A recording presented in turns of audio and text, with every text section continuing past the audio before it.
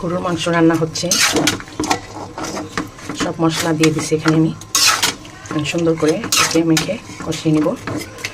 সুন্দর করে আমি মাখিয়ে নিয়েছি। নতুন আলু দিয়ে রান্না করব ঝোল করে গরুর মাংস।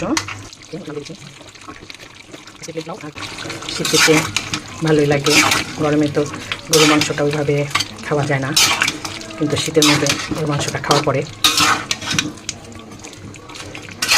আমি পোলাও রান্না করব, প্লেন পোলাও। তেল দিয়ে আগে ভেজে নেব, পরে ঘি দিব। আমি তেলটা দিয়েছি অল্প তেল দিয়ে।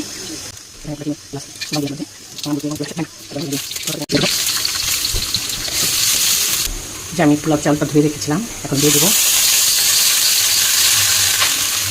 লবণে দিয়ে দেবো এখন।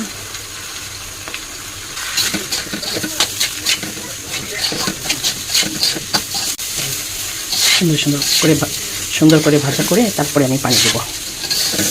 চালটা একটু ভাজা ভাজা করলে ঝরঝরা হয় পোলাওটা একদম, আর সাথে সাথে যদি পানি দেওয়া হয় তাহলে একটু নরম নরম হয়ে যায় পোলাওটা।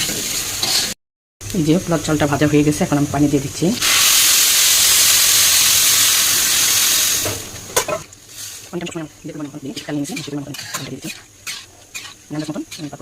এই যে সামান্য একটু আদা রসুনের পেস্ট, কাঁচামরিচ দিয়ে দিচ্ছি। আমি একটু গাজর করে রেখেছিলাম, গাজরটা দিয়ে দেবো। আর একটু আমি ঘিয়ে দিয়ে দেবো উপর দিয়ে একটু।